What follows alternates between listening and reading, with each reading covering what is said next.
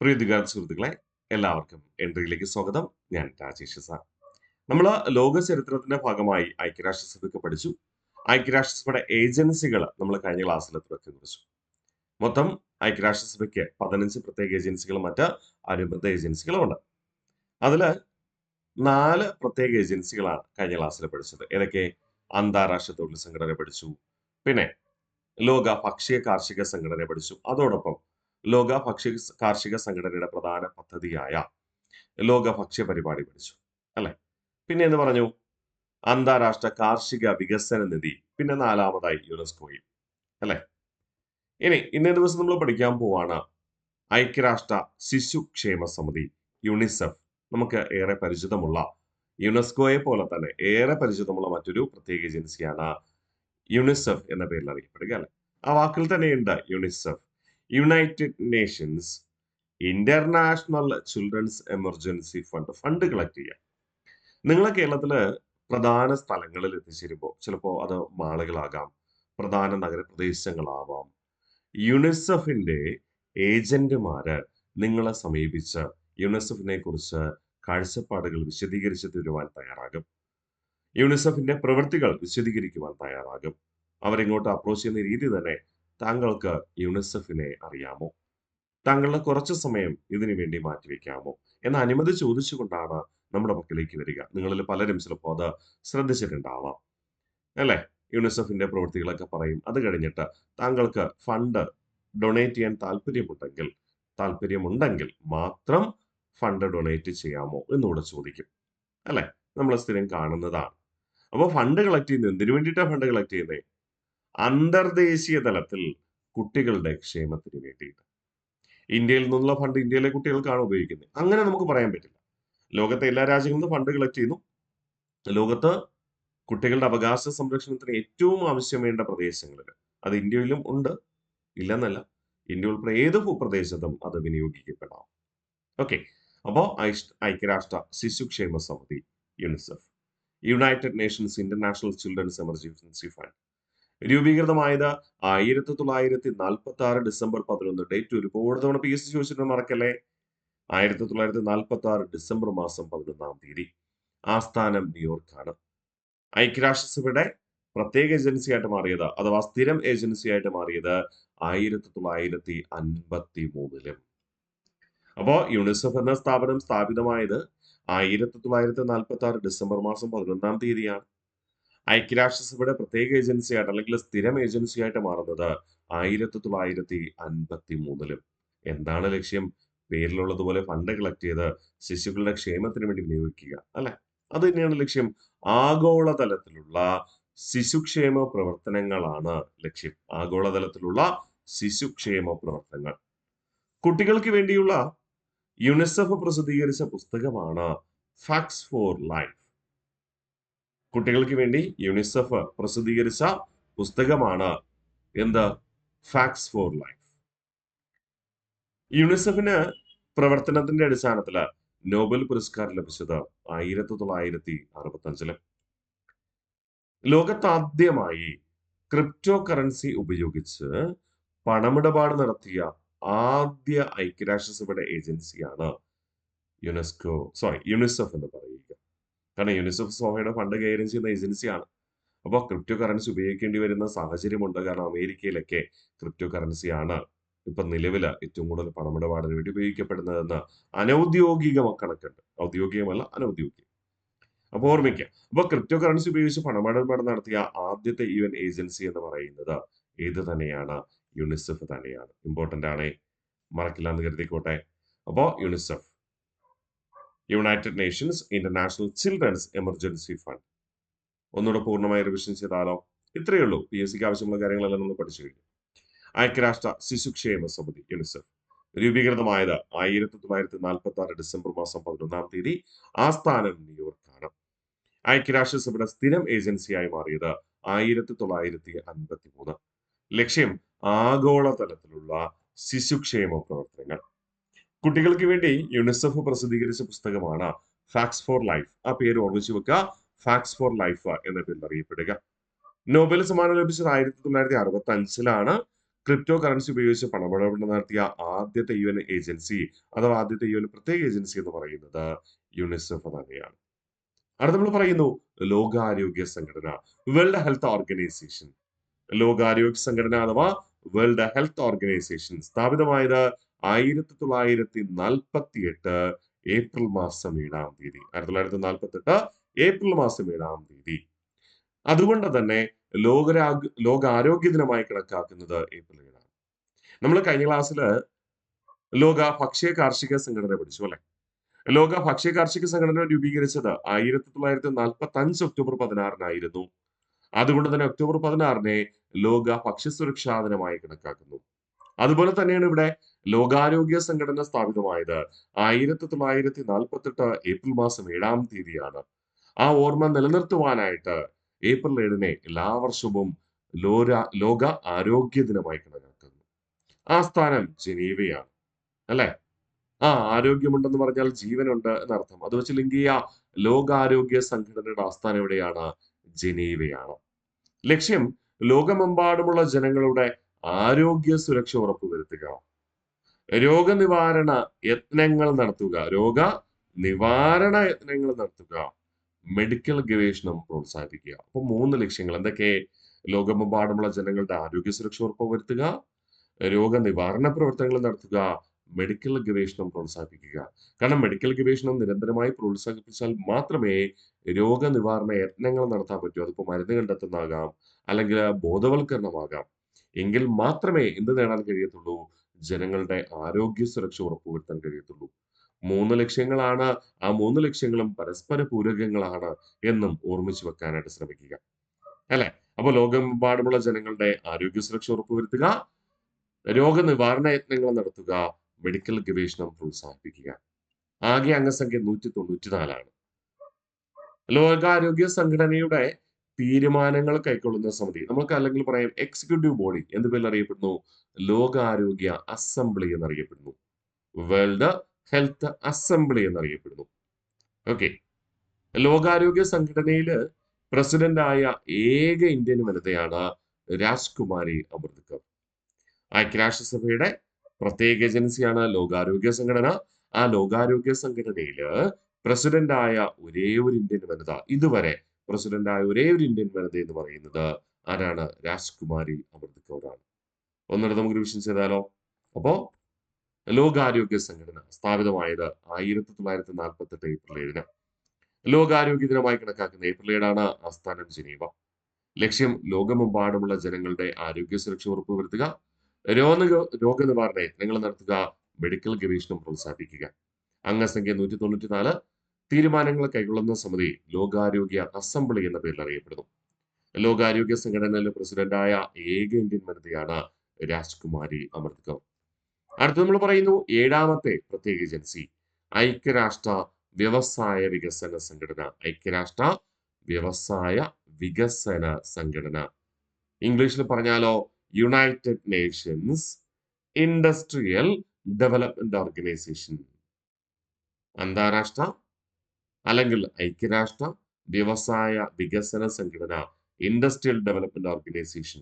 UN അതുപോലെ തന്നെ UNIDO, UNIDO, united nations industrial development organization സ്ഥാപിതമായത് 1966 നവംബർ മാസം 17-ാം തീയതി. എന്നാൽ ഐക്യരാഷ്ട്രസഭയുടെ പ്രത്യേക ഏജൻസിയായി മാറുന്നത് 1985. ഓക്കെ, മറക്കില്ലല്ലോ. എന്തിനെ പോലെ? നമ്മുടെ യുണിസെഫിനെ പോലെ 46 രൂപീകരിച്ചു. ഐക്യരാഷ്ട്ര പ്രത്യേക ഏജൻസി 53 എന്ന് പറയുന്നത് പോലെ ഇവിടെ ഐക്യരാഷ്ട്ര വ്യവസായ വികസന സംഘടന രൂപീകരിച്ചത് 1966 നവംബർ 17 ഏജൻസിയായിട്ട് പ്രത്യേക ഏജൻസിയായിട്ട് മാറുന്നത് എപ്പോഴാ? 1985. ആസ്ഥാനം വിയന്ന. ഐക്യരാഷ്ട്ര വ്യവസായ വികസന സംഘടനയുടെ ആസ്ഥാനം എവിടെയാണ്? വിയന്ന. അംഗസംഖ്യ 72-ആണ്. അപ്പോ ഈ സംഘടന എന്തിനു വേണ്ടിയുള്ളതാ? വ്യവസായ വികസനത്തിന് വേണ്ടിയിട്ടുള്ളതാ. അപ്പോ വളരെ അവികസിതമായ രാജ്യങ്ങൾ ഇതിൽ പങ്കെടുക്കാൻ സാധ്യതയില്ല. വ്യാവസായിക പ്രാധാന്യമുള്ള രാജ്യങ്ങൾ മാത്രമായിരിക്കും ഇതിൽ അംഗങ്ങളാകുക അല്ലെ? എന്താണ് ഈ സംഘടനയുടെ ലക്ഷ്യം അല്ലെങ്കിൽ ഈ പ്രത്യേക ഏജൻസിയുടെ ലക്ഷ്യം? വ്യാവസായിക വികസനവും അന്താരാഷ്ട്ര വ്യാവസായിക സഹകരണവും പ്രോത്സാഹിപ്പിക്കുക. അന്താരാഷ്ട്ര വ്യാവസായിക സഹകരണം. നമ്മൾ ഇന്ത്യൻ എക്കണോമിക്സ് ഒക്കെ പഠിക്കുമ്പോൾ അവിടെ 1991 ന്യൂ എക്കണോമിക് പോളിസി പറയും. ന്യൂ എക്കണോമിക് പോളിസി നമ്മൾ ചുരുക്കി LPG എന്നാണ് വിളിക്കുക. എന്താണ് LPG? Liberalisation, privatisation, globalisation. ഈ ഗ്ലോബലൈസേഷൻ അംഗീകരിച്ച രാജ്യങ്ങൾ മാത്രമായിരിക്കും ഏത് സംഘടനയിൽ അംഗമാവുക? ഐക്യരാഷ്ട്രസഭയുടെ യുണൈറ്റഡ് നാഷൻസ് ഇൻഡസ്ട്രിയൽ ഡെവലപ്മെന്റ് ഓർഗനൈസേഷന്റെ UNIDO അംഗമാവുക. കാരണം എന്താ? അവിടെ അന്താരാഷ്ട്ര വ്യാവസായിക സഹകരണം എന്ന ലക്ഷ്യമുണ്ട്. ഗ്ലോബലൈസേഷൻ അംഗീകരിച്ച രാജ്യങ്ങൾക്ക് മാത്രമേ ഇതിന് കഴിയുകയുള്ളൂ എന്നർത്ഥം. ഓക്കെ, അപ്പോ ഐക്യരാഷ്ട്രസഭയുടെ വ്യവസായ വികസന സംഘടന UNIDO, united nations industrial development organization സ്ഥാപിതമായത് 1966 നവംബർ മാസം 17. ഈ യൂണിയന്റെ പ്രത്യേക ഏജൻസിയായി മാറിയത് 1985 ആസ്ഥാനം വിയന്ന. അംഗരാഷ്ട്രങ്ങളുടെ എണ്ണം 172. ലക്ഷ്യം വ്യാവസായിക വികസനവും അന്താരാഷ്ട്ര വ്യാവസായിക സഹകരണവും പ്രോത്സാഹിപ്പിക്കുക. കഴിഞ്ഞു. ഇനി അടുത്ത ഏജൻസിയിലേക്ക് നമ്മൾ പോവാണ്, ഇന്റർനാഷണൽ മാരിടൈം ഓർഗനൈസേഷൻ. മാരിടൈം എന്ന വാക്കുകൊണ്ട് തന്നെ നമുക്ക് പെട്ടെന്ന് അതിന്റെ അർത്ഥതലത്തിലേക്ക് പോകാനായിട്ട് കഴിയും. സമുദ്ര അതിർത്തിയുമായോ അല്ലെങ്കിൽ സമുദ്ര നിയമവുമായോ ബന്ധപ്പെട്ട വസ്തുതകളായിരിക്കാം അവിടെ ഉണ്ടാവുക, അല്ലെ? അതെ, തീർച്ചയായിട്ടും. നമുക്ക് നോക്കാം. ഇന്റർനാഷണൽ മാരിടൈം ഓർഗനൈസേഷൻ IMO പ്രവർത്തനം ആരംഭിച്ചത് 1948 മാർച്ച് മാസം 17. ആദ്യ സമ്മേളനം വിളിച്ചു ചേർക്കപ്പെട്ടത് ഏകദേശം 10 വർഷങ്ങൾക്ക് ശേഷം 1959. ആസ്ഥാനം ലണ്ടനാണ്. അംഗസംഖ്യ 176. സമുദ്രാതിർത്തിയുമായി ബന്ധപ്പെട്ടതല്ലേ? അപ്പൊ സമുദ്രാതിർത്തിയുള്ള രാജ്യങ്ങൾ മാത്രം പോരെ ഈ സംഘടനയിൽ? മതി, സമുദ്രാതിർത്തി ഇല്ലാത്ത രാജ്യങ്ങൾ വേണ്ട. അതുകൊണ്ടാണ് ഇവിടെ അംഗസംഖ്യ 176 കുറഞ്ഞു പോയത്, കേട്ടോ. അപ്പൊ ഇന്റർനാഷണൽ മാരിടൈം ഓർഗനൈസേഷൻ IMO പ്രവർത്തനം ആരംഭിച്ചത് 1948 മാർച്ച് 17. ആദ്യ സമ്മേളനം നടക്കുന്നത് 1959. ആസ്ഥാനം ഇവിടെ ലണ്ടൻ. അംഗസംഖ്യ 176. ഇനി പ്രവർത്തനത്തിലേക്ക് പോകും. എന്താണ് ലക്ഷ്യം? സമുദ്രയാത്രാ സുരക്ഷ, സമുദ്ര മലിനീകരണ നിയന്ത്രണം, അംഗരാജ്യങ്ങൾ തമ്മിലുള്ള നാവിക ബന്ധങ്ങൾ മെച്ചപ്പെടുത്തുക എന്നിവയാണ് പ്രധാന ലക്ഷ്യമെന്ന് പറയുക. ഓക്കെ, എന്തൊക്കെയാണ്? സമുദ്രയാത്രാ സുരക്ഷ, സമുദ്ര മലിനീകരണ നിയന്ത്രണം, പിന്നെ അംഗരാജ്യങ്ങൾ തമ്മിലുള്ള നാവിക ബന്ധങ്ങൾ മെച്ചപ്പെടുത്തുക. അംഗരാജ്യങ്ങൾ തമ്മിലുള്ള നാവിക ബന്ധങ്ങൾ മെച്ചപ്പെടുത്തുക എന്നിവയാണ് ലക്ഷ്യം. ആദ്യ പേര് Inter governmental maritime consultative organisation IMCO എന്നായിരുന്നു. 1982 നിലവിലെ പേര് ഇന്റർനാഷണൽ മാരിടൈം ഓർഗനൈസേഷൻ എന്നായിട്ട് മാറുക. ഓക്കെ, ആദ്യ പേര് Inter governmental maritime consultative organisation എന്നായിരുന്നു. 1982 റീനെയിം ചെയ്ത് എന്താക്കി മാറ്റുക? യെസ്, ഇന്റർനാഷണൽ മാരിടൈം ഓർഗനൈസേഷൻ ആക്കി മാറ്റുക. മറക്കില്ലല്ലോ. ഒന്നുകൂടെ നമുക്ക് റിവിഷൻ ചെയ്താലോ? ഇന്റർനാഷണൽ മാരിടൈം ഓർഗനൈസേഷൻ പ്രവർത്തനം ആരംഭിച്ചത് 1948 മാർച്ച് 17. ആദ്യ സമ്മേളനം നടക്കുന്ന 1959 ആസ്ഥാനം ലണ്ടനാണ്. അംഗസംഖ്യ എത്രയാ? 176. ലക്ഷ്യം സമുദ്രയാത്രാ സുരക്ഷ, സമുദ്ര മലിനീകരണ നിയന്ത്രണം, അംഗരാജ്യങ്ങൾ തമ്മിലുള്ള നാവിക ബന്ധങ്ങൾ മെച്ചപ്പെടുത്തുക. ആദ്യകാല പേര് രൂപീകരിച്ച സമയത്ത് 1948 രൂപീകരിക്കുക. രൂപീകരിച്ച സമയത്ത് ഇതിന്റെ പേര് Inter governmental maritime consultative organisation എന്നായിരുന്നു. 1982 എന്തെന്ന് റീനെയിം ചെയ്യുക? യെസ്, ഇന്റർനാഷണൽ മാരിടൈം ഓർഗനൈസേഷൻ എന്ന്. നമ്മൾ ഇതുവരെ പഠിച്ച കാര്യങ്ങളൊന്ന് റിവിഷൻ ചെയ്തിട്ട് വന്നാലോ, അല്ലെ? യെസ്, റിവിഷൻ ചെയ്യാം. ഐക്യരാഷ്ട്ര ശിശുക്ഷേമ സമിതി. നമ്മൾ 5 ഏജൻസി ഇപ്പൊ പഠിച്ചു, അല്ലെ? അല്ല, 4 ഏജൻസി.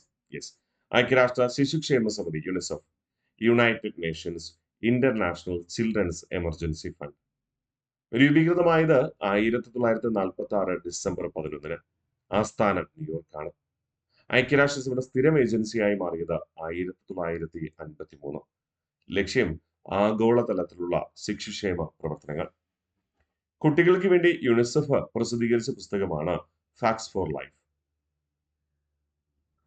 യുണിസെഫിന് നോബൽ പുരസ്കാരം ലഭിച്ചത് 1965. ക്രിപ്റ്റോ കറൻസി ഉപയോഗിച്ച് പണമിടപാട് നടത്തിയ ആദ്യത്തെ ഐക്യരാഷ്ട്രസഭയുടെ ഏജൻസിയാണ് യുണിസെഫ് എന്ന് പറയുക.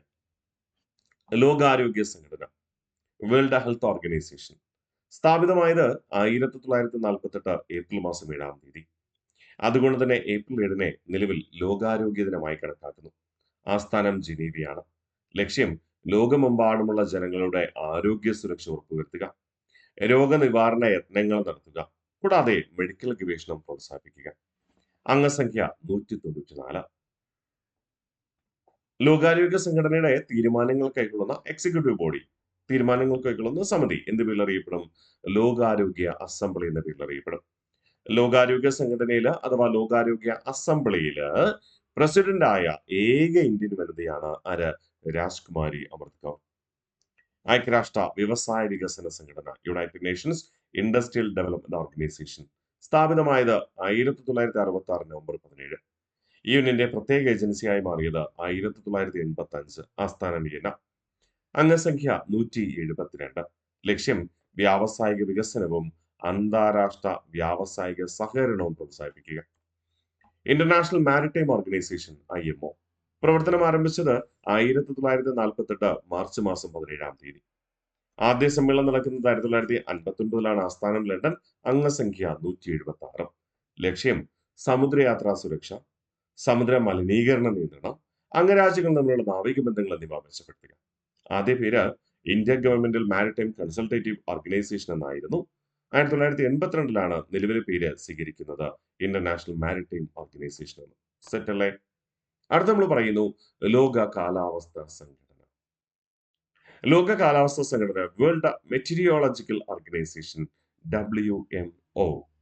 വേൾഡ് മെറ്റീരിയോളജിക്കൽ ഓർഗനൈസേഷൻ സ്ഥാപിതമായത് 1950 മാർച്ച് 23-ആണ്. അതുകൊണ്ടാണ് പ്രിയ വിദ്യാർത്ഥികളെ നമ്മൾ മാർച്ച് 23-നെ ലോക കാലാവസ്ഥാ ദിനമായിട്ട് ആചരിക്കുന്നത്. എല്ലാ വർഷവും മാർച്ച് 23 ലോക കാലാവസ്ഥാ ദിനം. അതെ, എന്തിന്റെ ഓർമ്മ നിലനിർത്തുവാൻ? ലോക കാലാവസ്ഥാ സംഘടന എന്ന ഐക്യരാഷ്ട്രസഭയുടെ പ്രത്യേക ഏജൻസി രൂപീകരിച്ചതിന്റെ ഓർമ്മ നിലനിർത്തുവാൻ.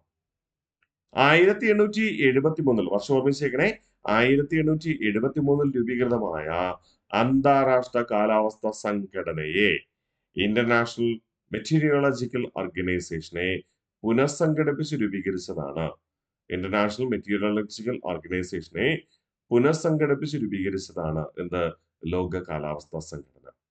അപ്പൊ ലോക കാലാവസ്ഥാ സംഘടനയുടെ മുൻഗാമി എന്നറിയപ്പെടുന്നത് എന്താണ്? വേൾഡ് മെറ്റീരിയോളജിക്കൽ ഓർഗനൈസേഷന് മുൻഗാമി. ഡബ്ല്യുവിന് പകരം വേൾഡിന് പകരം ഇന്റർനാഷണൽ കൊടുക്കുക. പേര് കിട്ടി, ഇന്റർനാഷണൽ മെറ്റീരിയോളജിക്കൽ ഓർഗനൈസേഷൻ. എന്ന് ആരംഭിക്കുക ഇന്റർനാഷണൽ മെറ്റീരിയോളജിക്കൽ ഓർഗനൈസേഷൻ? 1873. അപ്പൊ PSCക്ക് 2 ചോദ്യങ്ങൾ ഇവിടെ ഉണ്ട്. ഇന്റർനാഷണൽ മെറ്റീരിയോളജിക്കൽ ഓർഗനൈസേഷൻ എന്ന് ആരംഭിച്ചു 1873 ആരംഭിച്ചു. വേൾഡ് മെറ്റീരിയോളജിക്കൽ ഓർഗനൈസേഷൻ എന്ന് ആരംഭിച്ചു 1950 മാർച്ച് 23. ഇതില് വേൾഡ് മെറ്റീരിയോളജിക്കൽ ഓർഗനൈസേഷൻ ആണ് ഐക്യരാഷ്ട്രസഭയുടെ പ്രത്യേക ഏജൻസി എന്ന് പറയുന്നത്. അതിന്റെ ഓർമ്മ നിലനിർത്തുവാനാണ് രൂപീകരിച്ച മാർച്ച് 23-നെ ലോക കാലാവസ്ഥാ ദിനമായിട്ട് കണക്കാക്കുന്നത്. ഓക്കെ അല്ലേ? മറക്കില്ലാന്ന് കരുതിക്കോട്ടെ. യെസ്. പഠിച്ചു കഴിഞ്ഞോ? ഇല്ല. കാരണം നമ്മൾ അംഗസംഖ്യ പറഞ്ഞില്ല, ആസ്ഥാനം പറഞ്ഞില്ല. അപ്പൊ വീണ്ടും ഉണ്ടെന്നല്ലേ?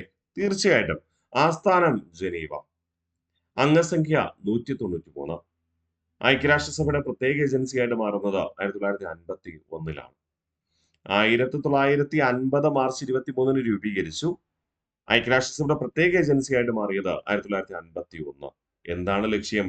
ലോക കാലാവസ്ഥയുമായി ബന്ധപ്പെട്ട വിവരങ്ങളും സേവനങ്ങളും അന്താരാഷ്ട്ര തലത്തിൽ പരസ്പരം കൈമാറുക. അതായത് വിവിധ രാജ്യങ്ങൾക്കാകാം, രാജ്യങ്ങൾ ഈ കാലാവസ്ഥ സംഘടനയ്ക്കാകാം. ഓക്കെ. അപ്പൊ ലോക കാലാവസ്ഥയുമായി ബന്ധപ്പെട്ട വിവരങ്ങളും സേവനങ്ങളും. വിവരം എന്ന് പറഞ്ഞാൽ അത് ചിലപ്പോൾ കണ്ടെത്തലുകളാകാം, നിർദ്ദേശങ്ങളാകാം. പിന്നെ സർവീസ്, സേവനങ്ങളും അന്താരാഷ്ട്ര തലത്തിൽ പരസ്പരം കൈമാറുക. മറക്കില്ലല്ലോ. ലോക സുനാമി മുന്നറിയിപ്പ് കേന്ദ്രം സ്ഥിതി ചെയ്യുന്നത് അമേരിക്കയുടെ ദ്വീപസമൂഹമായ ഹവായി ദ്വീപില് ഹോണോലുലു എന്നാണ് അറിയപ്പെടുക. അവിടെ സ്ഥാപിച്ച ഇന്ത്യക്കാർക്ക് അറിയാൻ പറ്റുമോ? പറ്റും. എന്തിലൂടെ? ഈ വേൾഡ് മെറ്റീരിയോളജിക്കൽ ഓർഗനൈസേഷനിലൂടെ, ലോക കാലാവസ്ഥാ സംഘടനയിലൂടെ. മനസ്സിലായോ? അത് തന്നെയാണ് ഈ സംഘടനയുടെ ലക്ഷ്യം എന്ന് പറയുക. ഇന്തോനേഷ്യയിലും ജപ്പാനിലും ഒക്കെ ഭൂകമ്പ മുന്നറിയിപ്പ് സംവിധാനങ്ങൾ സ്ഥാപിച്ചിട്ടുണ്ട്. അവയെല്ലാം ലോക കാലാവസ്ഥാ സംഘടനയ്ക്ക് സമർപ്പിക്കുന്നു. അത് മറ്റു രാജ്യങ്ങൾക്ക് പൊതുവായി നൽകുകയും ചെയ്യും. ഇന്ത്യക്ക് എന്തെങ്കിലും അറിയപ്പെട്ട് കഴിഞ്ഞാൽ, ഇന്ത്യൻ മഹാസമുദ്രവുമായി ബന്ധപ്പെട്ട് എന്തെങ്കിലും ഇന്ത്യക്ക് കാലാവസ്ഥ നിരീക്ഷണവുമായി അറിയപ്പെട്ട് കിട്ടിയാൽ ഇന്ത്യ എന്ത് ചെയ്യും? ലോക കാലാവസ്ഥ നിരീക്ഷണ വകുപ്പിന് അഥവാ ലോക കാലാവസ്ഥ സംഘടനയ്ക്ക് കൈമാറും. അവര് ഇന്ത്യയുമായി, ഇന്ത്യൻ മഹാസമുദ്രവുമായി ചേർന്ന് കിടക്കുന്ന രാജ്യങ്ങളെ അറിയിക്കും. എപ്പോഴും ലക്ഷ്യം വെക്കുന്നത് എന്താണ്? ജനങ്ങളുടെ സുരക്ഷയാണ്. ഓക്കെ, അതുകൊണ്ട് വിവരങ്ങൾ പരസ്പരം കൈമാറേണ്ടിയിരിക്കുന്നു. അത്രമാത്രം. ഒന്നുകൂടെ റിവിഷൻ ചെയ്താലോ? ലോക കാലാവസ്ഥ സംഘടന, വേൾഡ് മെറ്റീരിയോളജിക്കൽ ഓർഗനൈസേഷൻ, സ്ഥാപിതമായത് 1950 മാർച്ച് 23. അതിന്റെ ഓർമ്മ നിലനിർത്തുവാൻ മാർച്ച് 23-നെ എന്തായി കണക്കാക്കുന്നു? ലോക കാലാവസ്ഥാ ദിനം. മുൻഗാമി എന്നറിയപ്പെടുന്നത് 1873 രൂപീകൃതമായ ഇന്റർനാഷണൽ മെറ്റീരിയോളജിക്കൽ ഓർഗനൈസേഷൻ ആണ്. ആ ഇന്റർനാഷണൽ മെറ്റീരിയോളജിക്കൽ ഓർഗനൈസേഷൻ ആണ് റീഓർഗനൈസ് ചെയ്തുകൊണ്ട് എന്താ ആരംഭിക്കുക?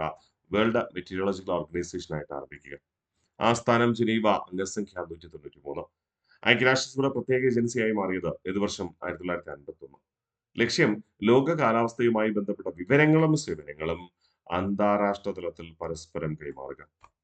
അടുത്ത് പറയുന്നു ലോക ബൗദ്ധിക സ്വത്തവകാശ സംഘടന. ലോക ബൗദ്ധിക സ്വത്തവകാശ സംഘടന, world intellectual property organization. Intellectual property organization. പ്രിയ വിദ്യാർത്ഥികളെ, നിങ്ങളുടെ മനസ്സിൽ ചില ചോദ്യങ്ങൾ ഉണ്ടാവും. ഹ്യൂമൻ റൈറ്റ്സ് കമ്മീഷനൊക്കെ അപ്പോഴും പ്രത്യേക ഏജൻസി അല്ലേ? അത് സ്വതന്ത്ര ഏജൻസിയാണ് കേട്ടോ, പ്രത്യേക ഏജൻസിയല്ല.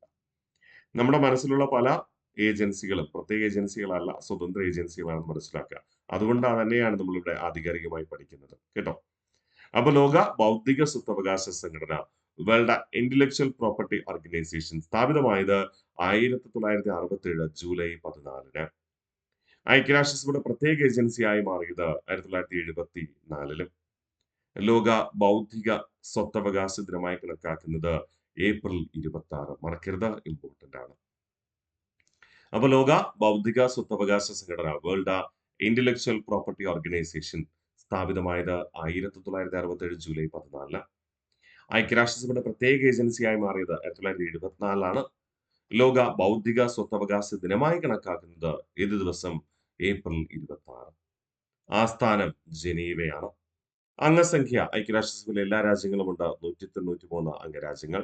193 അംഗരാജ്യങ്ങൾ. ലക്ഷ്യം ലോകത്താകമാനം ബൗദ്ധിക സ്വത്തവകാശം സംരക്ഷിക്കുക, അതിനാവശ്യമായ കരാറുകൾ രൂപീകരിക്കുക. ഓക്കെ, അപ്പോ ലക്ഷ്യം എന്താണ്? ലോകത്താകമാനം ബൗദ്ധിക സ്വത്തവകാശം സംരക്ഷിക്കണം, കൂടാതെ കരാറുകൾ രൂപീകരിക്കണം. സെറ്റാണേ. ഒന്നുകൂടെ നമുക്ക് റിവിഷൻ ചെയ്താലോ? ലോക ബൗദ്ധിക സ്വത്തവകാശ സംഘടന, വേൾഡ് ഇന്റലക്ച്വൽ പ്രോപ്പർട്ടി ഓർഗനൈസേഷൻ, സ്ഥാപിതമായത് 1967 ജൂലൈ 14. ഈ യൂണിയന്റെ പ്രത്യേക ഏജൻസിയായി മാറിയത് 1974. ലോക ബൗദ്ധിക സ്വത്തവകാശ ദിനമായി കണക്കാക്കുന്നത് ഏപ്രിൽ 26. ആസ്ഥാനം ജനീവയാണ്. അംഗസംഖ്യ 193. ലക്ഷ്യം ലോകത്താകമാനം ബൗദ്ധിക സ്വത്തവകാശം സംരക്ഷിക്കുക, കൂടാതെ കരാറുകൾ രൂപീകരിക്കുക. സെറ്റാണേ. അടുത്ത പറയട്ടെ. Yes, international telecommunication union, ITU, international telecommunication union, സ്ഥാപിതമായത് 1865 മെയ് 17. വർഷം മറക്കരുത്, 1865 മെയ് 17-നാണ്. 1865 മെയ് 17. ലോക ടെലികമ്മ്യൂണിക്കേഷൻ ദിനമായി കണക്കാക്കുന്നത് മെയ് 17. ലോക ടെലികമ്മ്യൂണിക്കേഷൻ ദിനം മെയ് 17. ആസ്ഥാനം ജനീവ. അംഗസംഖ്യ 193. ചുമതല എല്ലാ തരത്തിലുമുള്ള വാർത്താവിനിമയ സംവിധാനങ്ങൾക്കും അന്താരാഷ്ട്ര തലത്തിൽ നിയന്ത്രണം, രൂപരേഖ, സഹകരണം എന്നിവ നടപ്പിലാക്കുക. എല്ലാ തരത്തിലുമുള്ള വാർത്താവിനിമയം എന്ന് പറയുമ്പോൾ അത് ടെലിഫോൺ വരും, ടെലഗ്രാം വരും. ടെലിഫോണും ടെലഗ്രാമും ഒക്കെ ആരംഭിക്കുന്നത് 1850-കളിലാണ്. അതുകൊണ്ടാണ് 1865 ആരംഭിച്ചത് കേട്ടോ, മറക്കല്ലേ. അപ്പൊ ഇന്റർനാഷണൽ ടെലികമ്മ്യൂണിക്കേഷൻ യൂണിയൻ, ITU, സ്ഥാപിതമായത് 1865 മെയ് 17. അതിന്റെ ഓർമ്മ നിലനിർത്തുവാനായിട്ട് ലോക ടെലികമ്മ്യൂണിക്കേഷൻ ദിനമായി കണക്കാക്കുന്നത് മെയ് 17. ആസ്ഥാനം ജനീവ. അംഗസംഖ്യ 193. എന്താണ് ലക്ഷ്യം അഥവാ ചുമതല അഥവാ കർത്തവ്യം? എല്ലാ തരത്തിലുമുള്ള വാർത്താവിനിമയ സംവിധാനങ്ങൾക്കും എന്ത് ചെയ്യണം? അന്താരാഷ്ട്ര തലത്തിൽ നിയന്ത്രണം, രൂപരേഖ, സഹകരണം എന്നിവ നൽകുക. അടുത്ത് പറയുന്നു അന്താരാഷ്ട്ര തപാൽ union, international postal union. International postal union എന്ന് പറയുമ്പോൾ നിങ്ങൾക്ക് പരിചിതമാണ് അല്ലെ? തപാൽ സംവിധാനവുമായി ബന്ധപ്പെട്ട ഏകീകരണമാണ്. ഇന്ത്യയിൽ നിന്ന് അയക്കുന്ന കത്ത് ഇന്ത്യയിലെ ഉദ്യോഗസ്ഥരാണോ അമേരിക്കയിൽ കൊണ്ടു കൊടുക്കുന്നത്? അല്ല. ഇന്ത്യയിലെ കത്ത് അമേരിക്കയ്ക്ക് കൊടുക്കും. അമേരിക്ക തപാൽ സംവിധാനം അവിടെ വിതരണം ചെയ്യും. ഇപ്പൊ നമുക്ക് ഒരു സുഹൃത്തിന് ഇംഗ്ലണ്ടിൽ കത്തെഴുതി അയക്കണം. ഇന്ത്യയിൽ നിന്ന് പോസ്റ്റ് ഓഫീസിന്റെ ഉദ്യോഗസ്ഥൻ ഇംഗ്ലണ്ടിൽ കൊണ്ടു കൊടുക്കും? ഇല്ല. ഇന്ത്യയിലെ കത്ത് ഇംഗ്ലണ്ടിലേക്ക് കൊടുക്കും. ഇംഗ്ലണ്ടിലെ ഉദ്യോഗസ്ഥർ അത് കൃത്യമായ സ്ഥലത്ത് എന്ത് ചെയ്യും? എത്തിക്കും. അപ്പോ രാജ്യങ്ങൾ തമ്മിൽ സഹകരണം ആവശ്യമില്ലേ? ആവശ്യമുണ്ട്. അപ്പൊ അന്താരാഷ്ട്ര തപാൽ യൂണിയൻ, യൂണിവേഴ്സൽ പോസ്റ്റൽ യൂണിയൻ, ചുരുക്കി ഉപ്പു എന്നാണ് വിളിക്കുക. UPU, ഉപ്പു. സ്ഥാപിതമായത് 1874 ഒക്ടോബർ മാസം 9-ന്. അതുകൊണ്ട് ഒക്ടോബർ 9-നെ ലോക തപാൽ ദിനമായിട്ട് കണക്കാക്കാറുണ്ട് അല്ലേ?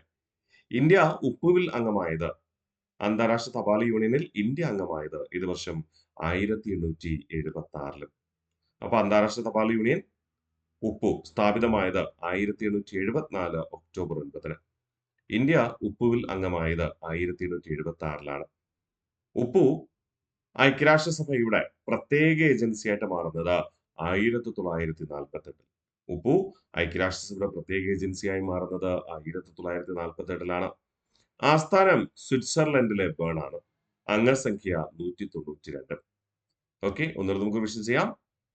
അന്താരാഷ്ട്ര തപാൽ യൂണിയൻ, ഇന്റർനാഷണൽ പോസ്റ്റൽ യൂണിയൻ അഥവാ യൂണിവേഴ്സൽ പോസ്റ്റൽ യൂണിയൻ ഉപ്പു സ്ഥാപിതമായത് 1874 ഒക്ടോബർ 9. ഇന്ത്യ ഉപ്പുവിൽ അംഗമായത് 1876-ലാണ്. ഐക്യരാഷ്ട്രസഭയുടെ പ്രത്യേക ഏജൻസിയായി മാറുന്നത് 1948. ആസ്ഥാനം സ്വിറ്റ്സർലൻഡിലെ ബേണാണ്. അംഗസംഖ്യ 192. ഇനി പറയുന്നു ആദ്യകാല പേര് ജനറൽ പോസ്റ്റൽ യൂണിയൻ എന്നായിരുന്നു. രൂപീകരിച്ച സമയത്ത് ജനറൽ പോസ്റ്റൽ യൂണിയൻ എന്നായിരുന്നു. പിൽക്കാലത്താണ് യൂണിവേഴ്സൽ പോസ്റ്റൽ യൂണിയൻ അഥവാ ഉപ്പു എന്ന പേര് മാറ്റുക. ലോക തപാൽ ദിനം എന്ന് പറയുന്നത് ഒക്ടോബർ 9. ഇന്ത്യയിലെ ദേശീയ തപാൽ ദിനം എന്ന് പറയുന്നത് ഒക്ടോബർ 10. യൂണിവേഴ്സൽ പോസ്റ്റൽ യൂണിയന്റെ ഔദ്യോഗിക ഭാഷ ഫ്രഞ്ച്. യൂണിവേഴ്സൽ പോസ്റ്റൽ യൂണിയന്റെ ഔദ്യോഗിക ഭാഷ എന്താണ്? ഫ്രഞ്ചുമാണ്. മറക്കില്ലല്ലോ, ഇമ്പോർട്ടന്റ് ആണ്. അപ്പോ ആദ്യകാല നാമം ജനറൽ പോസ്റ്റൽ യൂണിയൻ എന്നായിരുന്നു. ലോക തപാൽ ദിനം എന്ന് പറയുന്നത് ഒക്ടോബർ 9. ദേശീയ തപാൽ ദിനം എന്ന് പറയുന്നത് ഒക്ടോബർ 10. ഔദ്യോഗിക ഭാഷ എന്ന് പറയുന്നത് ഫ്രഞ്ചുമാണ്. ഇന്ത്യയുമായി ബന്ധപ്പെട്ട തപാൽ സംവിധാനങ്ങളുമായി ബന്ധപ്പെട്ട 3 കാര്യങ്ങൾ കൂടെ ഞാൻ ഇവിടെ പറഞ്ഞു പോകാം, ജസ്റ്റ് ഒന്ന് കണക്ട് ചെയ്യാൻ വേണ്ടിയിട്ട്. ബ്രിട്ടീഷ് ഇന്ത്യയിൽ ആദ്യമായി തപാൽ സംവിധാനം ആരംഭിച്ചത് ബ്രിട്ടീഷ് ഇന്ത്യയിൽ ആദ്യമായി തപാൽ സംവിധാനം ആരംഭിച്ചത് ബ്രിട്ടീഷ് ഇന്ത്യയിൽ ആദ്യമായി തപാൽ സംവിധാനം ആരംഭിച്ചത് ആരാണ്? റോബർട്ട് ക്ലൈവ് ആണ്. 1767. ബ്രിട്ടീഷ് ഇന്ത്യയിൽ ആദ്യമായി ജനറൽ പോസ്റ്റ് ഓഫീസ് GPO ആരംഭിച്ചത് ആരാണ്? വാറൻ ഹേസ്റ്റിങ്സ് ആണ്. ഏത് വർഷം? 1774. ഇന്ത്യയിൽ ആദ്യമായി ആധുനിക തപാൽ സംവിധാനം അഥവാ തപാൽ വകുപ്പ് ആരംഭിച്ചത്, ആധുനിക തപാൽ സംവിധാനം അഥവാ തപാൽ വകുപ്പ് ആരംഭിച്ചത് 1854 ഡൽഹൌസി പ്രഭു ആണ്. ഇത് ബ്രിട്ടീഷ് ഇന്ത്യയിൽ. ബ്രിട്ടീഷ് ഇന്ത്യയില് തപാൽ വിതരണത്തിനായി ഉപയോഗിച്ചത് ബ്രിട്ടീഷ് ഇന്ത്യയില് തപാൽ വിതരണത്തിന് ഉപയോഗിച്ചത് ഏത് മൃഗത്തെയായിരുന്നു? കാളയെയായിരുന്നു. തപാൽ വിതരണത്തിന് ആദ്യകാലത്ത് ഉപയോഗിച്ചത് കാള. പിൽക്കാലത്ത് 1854 ശേഷമാണ് മനുഷ്യരെ നിയന്ത്രിക്കുക. 1854 വരെ ബ്രിട്ടീഷ് ഇന്ത്യയിൽ തപാൽ വിതരണത്തിന് ഉപയോഗിച്ചത് കാളയാണ്. ഓക്കെ, ഇനി അടുത്ത 2 ചോദ്യങ്ങളിലൂടെ കണക്ട് ചെയ്യണം. PS സ്ഥിരം ചോദിക്കുന്നതാണ് തപാൽ സംവിധാനവുമായി ബന്ധപ്പെട്ട്, അതുകൊണ്ടാണ് അതുകൂടെ സൂചിപ്പിക്കുന്നത് കേട്ടോ. ഇന്ത്യയിൽ ആദ്യമായി കുതിരകളെ ഉപയോഗിച്ച് തപാൽ വിതരണം നടത്തിയത് ആരാണ്? ഇന്ത്യയിൽ ആദ്യമായി കുതിരകളെ ഉപയോഗിച്ച് തപാൽ വിതരണം നടത്തിയത് അദ്ദേഹം ഇന്ത്യൻ ഭരണാധികാരി അല്ല, പക്ഷെ ഇന്ത്യയിൽ തപാൽ വിതരണം നടത്തി. കാരണം അദ്ദേഹം ഇന്ത്യയിൽ യുദ്ധത്തിന് വേണ്ടിയിട്ടൊക്കെ വന്നിട്ടുണ്ട്. ആരാണ്? ദൈവത്തിന്റെ ചമ്മട്ടി എന്ന് സ്വയം വിശേഷിപ്പിച്ച ചെങ്കിസ് ഖാൻ ആണ് കേട്ടോ. ഇന്ത്യയിലെ കുതിരകൾ ഉപയോഗിച്ച് തപാൽ വിതരണം നടത്തിയ ആദ്യ ഭരണാധികാരി ചെങ്കിസ് ഖാൻ ആണ്. പക്ഷെ അദ്ദേഹം ഇന്ത്യൻ ഭരണാധികാരിയാണോ? അല്ല. ഓക്കെ, ഇനി ഒട്ടകങ്ങളെ ഉപയോഗിച്ച് തപാൽ വിതരണം നടത്തിയ ആദ്യ ഭരണാധികാരി, അദ്ദേഹം ഇന്ത്യൻ ഭരണാധികാരി തന്നെ. ആരാണ്? അലാവുദ്ദീൻ ഖിൽജി. അലാവുദ്ദീൻ ഖിൽജി. ഖിൽജി വംശത്തിലെ അലാവുദ്ദീൻ ഖിൽജിയാണ് എന്ത് ചെയ്യുന്നത്, ഒട്ടകങ്ങൾ ഉപയോഗിച്ച് ആദ്യമായി തപാൽ വിതരണം നടത്തി. അതും മനസ്സിലുണ്ടാവട്ടെ. ഓക്കെ, ഒന്നുകൂടെ നമുക്ക് റിവിഷൻ ചെയ്താലോ. ഉപ്പു, അന്താരാഷ്ട്ര തപാൽ യൂണിയൻ ഉപ്പു സ്ഥാപിതമായത് 1874 ഒക്ടോബർ 9. ഇന്ത്യ ഉപ്പുവിൽ അംഗമായത് 1876. ഐക്യരാഷ്ട്രസഭയുടെ പ്രത്യേക ഏജൻസിയായി മാറിയത് 1948. ആസ്ഥാനം സ്വിറ്റ്സർലൻഡിലെ ബേണാണ്. അംഗസംഖ്യ 192. ആദ്യകാല നാമം എന്ന് പറയുന്നത് ജനറൽ പോസ്റ്റൽ യൂണിയൻ എന്നായിരുന്നു. ലോക തപാൽ ദിനമായി കണക്കാക്കുന്നത് ഒക്ടോബർ 9. ദേശീയ തപാൽ ദിനമായി കണക്കാക്കുന്നത് ഒക്ടോബർ 10. ക്ലിയർ ആണ്. പിന്നെ പറയുന്നു ഔദ്യോഗിക ഭാഷ ഫ്രഞ്ച് ആണ്. ഇന്ത്യയിലെ ബ്രിട്ടീഷ് ഇന്ത്യയിൽ ആദ്യമായി തപാൽ സംവിധാനം അവലംബിച്ചത് റോബർട്ട് ക്ലൈവ് ആണ് 1767. ഇന്ത്യയിൽ ആദ്യമായി ജനറൽ പോസ്റ്റ് ഓഫീസ് ആരംഭിച്ചത് വാറൻ ഹേസ്റ്റിംഗ്സ് ആണ് 1774. ആധുനിക തപാൽ വകുപ്പ് ആരംഭിച്ചത് 1854 ഡൽഹൌസിയാണ്. ബ്രിട്ടീഷ് ഇന്ത്യയിൽ തപാൽ വിതരണത്തിന് ഉപയോഗിച്ചിരുന്നത് കാള. ഇന്ത്യയിൽ ആദ്യമായി കുതിരകളെ ഉപയോഗിച്ച് തപാൽ വിതരണം നടത്തിയ ചെങ്കിസ് ഖാനാണ്. ഒട്ടകങ്ങൾ ഉപയോഗിച്ച് തപാൽ വിതരണം നടത്തിയത് അലാവുദ്ദീൻ ഖിൽജി. സെറ്റാണേ. അപ്പൊ അവസാനം പറഞ്ഞ 4 ഏജൻസികൾ ഒന്നുകൂടെ നമുക്ക് റിവിഷൻ ചെയ്യാം. ലോക കാലാവസ്ഥാ സംഘടന, വേൾഡ് മെറ്റീരിയോളജിക്കൽ ഓർഗനൈസേഷൻ WMO സ്ഥാപിതമായത് 1950 മാർച്ച് 23. ലോക കാലാവസ്ഥാ ദിനമായി കണക്കാക്കുന്നത് എന്നാണെന്ന് ചോദിച്ചാൽ മാർച്ച് 23 തന്നെ. 1873 രൂപീകൃതമായ അന്താരാഷ്ട്ര കാലാവസ്ഥാ സംഘടനയെ ഇന്റർനാഷണൽ മെറ്റീരിയോളജിക്കൽ ഓർഗനൈസേഷനെ പുനഃസംഘടിപ്പിച്ചുകൊണ്ടാണ് എന്ത് രൂപീകരിക്കുക, വേൾഡ് മെറ്റീരിയോളജിക്കൽ ഓർഗനൈസേഷൻ രൂപീകരിക്കുക. ഓക്കെ, പിന്നെ പറയുന്നു ആസ്ഥാനം ജനീവയാണ്. അംഗസംഖ്യ 193. യുഎന്നിന്റെ പ്രത്യേക ഏജൻസിയായി മാറിയത് 1951. ലക്ഷ്യം ലോക കാലാവസ്ഥയുമായി ബന്ധപ്പെട്ട വിവരങ്ങളും സേവനങ്ങളും അന്താരാഷ്ട്ര തലത്തിൽ പരസ്പരം കൈമാറുക. ലോക ബൗദ്ധിക സ്വത്തവകാശ സംഘടന, വേൾഡ് ഇന്റലക്ച്വൽ പ്രോപ്പർട്ടി ഓർഗനൈസേഷൻ സ്ഥാപിതമായത് 1967 ജൂലൈ 14. ഐക്യരാഷ്ട്രസഭയുടെ പ്രത്യേക ഏജൻസിയായി മാറിയത് 1974. ലോക ബൗദ്ധിക സ്വത്തവകാശ ദിനമായി കണക്കാക്കുന്നത് ഏപ്രിൽ 26. ആസ്ഥാനം ജനീവയാണ്. അംഗസംഖ്യ 193. ലക്ഷ്യം ലോകത്താകമാനം ബൗദ്ധിക സ്വത്തവകാശം സംരക്ഷിക്കുക, കൂടാതെ കരാറുകൾ രൂപീകരിക്കുക. ഇന്റർനാഷണൽ ടെലികമ്മ്യൂണിക്കേഷൻ യൂണിയൻ ITU സ്ഥാപിതമായത് 1865 മെയ് 17. ലോക ടെലികമ്മ്യൂണിക്കേഷൻ ദിനമായി കണക്കാക്കുന്നത് മെയ് 17 തന്നെ. ആസ്ഥാനം ജനീവയാണ്. അംഗസംഖ്യ 193. ചുമതല എല്ലാ തരത്തിലുമുള്ള വാർത്താവിനിമയ സംവിധാനങ്ങൾക്കും അന്താരാഷ്ട്ര തലത്തിൽ നിയന്ത്രണം, രൂപരേഖ, സഹകരണം എന്നിവ കൊണ്ടുവരിക. അന്താരാഷ്ട്ര തപാൽ യൂണിയൻ, യൂണിവേഴ്സൽ പോസ്റ്റൽ യൂണിയൻ സ്ഥാപിതമായത് 1876 ഒക്ടോബർ 9. ഇന്ത്യ ഉപ്പുവിൽ അംഗമായത് 1876. യുഎന്നിന്റെ പ്രത്യേക ഏജൻസിയായി മാറിയത് 1948. ആസ്ഥാനം സ്വിറ്റ്സർലൻഡിലെ ബേണാണ്. അംഗസംഖ്യ 192. യൂണിവേഴ്സൽ പോസ്റ്റൽ യൂണിയന്റെ ആദ്യകാല നാമം ജനറൽ പോസ്റ്റൽ യൂണിയൻ എന്നായിരുന്നു. ലോക തപാൽ ദിനമായി കണക്കാക്കുന്നത് ഒക്ടോബർ 9. ദേശീയ തപാൽ ദിനമായി കണക്കാക്കുന്നത് ഒക്ടോബർ 10. ഔദ്യോഗിക ഭാഷ എന്ന് പറയുന്നത് ഫ്രഞ്ചുമാണ്. ഓക്കെ അല്ലേ. അപ്പൊ നമ്മൾ പ്രധാനമായും 8 ഏജൻസികളെയാണ് ഇന്ന് പഠിച്ചുറപ്പിച്ചത്. കഴിഞ്ഞ ക്ലാസ്സിൽ 4, ഇന്ന് 8 ഏജൻസികൾ അല്ലെ, പ്രത്യേക ഏജൻസികൾ. മൊത്തം 12 പ്രത്യേക ഏജൻസികൾ നമ്മൾ പഠിച്ചു. ഇനി 3 പ്രത്യേക ഏജൻസികളും മറ്റ് സ്വതന്ത്ര ഏജൻസികളുമാണ് നമുക്ക് പഠിക്കാനുള്ളത്. അപ്പൊ ഇന്ന് പഠിച്ച കാര്യങ്ങൾ പൂർണ്ണമായിട്ട് നമുക്കൊന്ന് റിവിഷൻ ചെയ്താലോ. ഐക്യരാഷ്ട്രസഭയുടെ ഏജൻസികൾ രണ്ടാം ഭാഗത്തിൽ പഠിച്ചത് ഐക്യരാഷ്ട്ര ശിശുക്ഷേമ സമിതി UNICEF, united nations international children's emergency fund രൂപീകൃതമായത് 1946 ഡിസംബർ 11. ആസ്ഥാനം ന്യൂയോർക്കാണ്. യുഎന്നിന്റെ സ്ഥിരം ഏജൻസിയായി മാറിയത് 1953. ലക്ഷ്യം ആഗോളതലത്തിലുള്ള ശിശുക്ഷേമ പ്രവർത്തനങ്ങൾ. കുട്ടികൾക്ക് വേണ്ടി യുണിസെഫ് പ്രസിദ്ധീകരിച്ച പുസ്തകമാണ് ഫാക്സ് ഫോർ ലൈഫ്. നോബൽ സമ്മാനം ലഭിച്ചത് 1965. ക്രിപ്റ്റോ കറൻസി ഉപയോഗിച്ച് പണമിടപാട് നടത്തിയ ആദ്യത്തെ യുഎൻ ഏജൻസി എന്ന് പറയുന്നത് ഇത് തന്നെ, യുണിസെഫ് തന്നെ. ലോകാരോഗ്യ സംഘടന, വേൾഡ് ഹെൽത്ത് ഓർഗനൈസേഷൻ സ്ഥാപിതമായത് 1948 ഏപ്രിൽ മാസം 7. ലോകാരോഗ്യ ദിനമായി കണക്കാക്കുന്നത് ഏപ്രിൽ 7 തന്നെ. ആസ്ഥാനം സ്ഥിതി ചെയ്യുന്നത് ജനീവയാണ്. ലക്ഷ്യം ലോകമെമ്പാടുമുള്ള ജനങ്ങളുടെ ആരോഗ്യ സുരക്ഷ ഉറപ്പുവരുത്തുക, പിന്നെ രോഗ നിവാരണ യത്നങ്ങൾ നടത്തുക, മെഡിക്കൽ ഗവേഷണം പ്രോത്സാഹിപ്പിക്കുക. ഓക്കെ അല്ലേ. പിന്നെ പറയുന്നു അംഗസംഖ്യ 194. ലോകാരോഗ്യ സംഘടനയുടെ തീരുമാനങ്ങൾ കൈക്കൊള്ളുന്ന ഉപസമിതി അഥവാ എക്സിക്യൂട്ടീവ് സമിതി എന്ന് പറയുന്നത് ലോകാരോഗ്യ അസംബ്ലി എന്നറിയപ്പെടുന്നു. ലോകാരോഗ്യ അസംബ്ലിയില് അഥവാ ലോകാരോഗ്യ സംഘടനയില് പ്രസിഡന്റായ ഏക ഇന്ത്യൻ വനിത എന്ന് പറയുന്നത് രാജ്കുമാരി അമൃത് കറുവാണ്. ഐക്യരാഷ്ട്ര വ്യവസായ വികസന സംഘടന United nations industrial development organization സ്ഥാപിതമായത് 1966 നവംബർ മാസം 17-ാം തീയതി.